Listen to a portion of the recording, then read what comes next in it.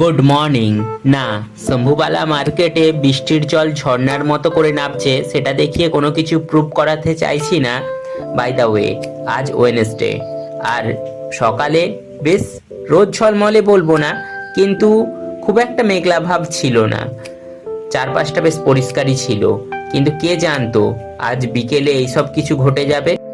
ব্যাপারটা হলো যে অডিট নিয়ে আমরা এত টেনশানে ছিলাম, সেই সারপ্রাইজ অডিটটা আজকেই হলো। জানি না, হয়তো কালকেও হবে। আর এইদিকে আমাদের অবস্থা খারাপ।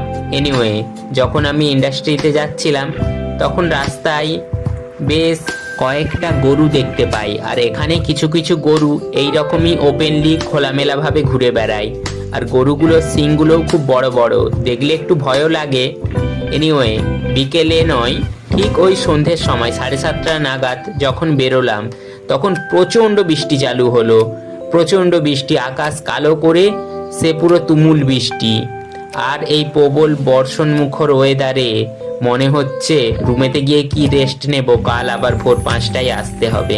এনিওয়ে, অডিটের চক্করে খাওয়া দাওয়া সব লাটে উঠেছে, তাই গুড্ডু ভাইয়াদের বাড়ি গিয়ে ওই রাত্রি 9টা নাগাদ ডিনার করে এলাম।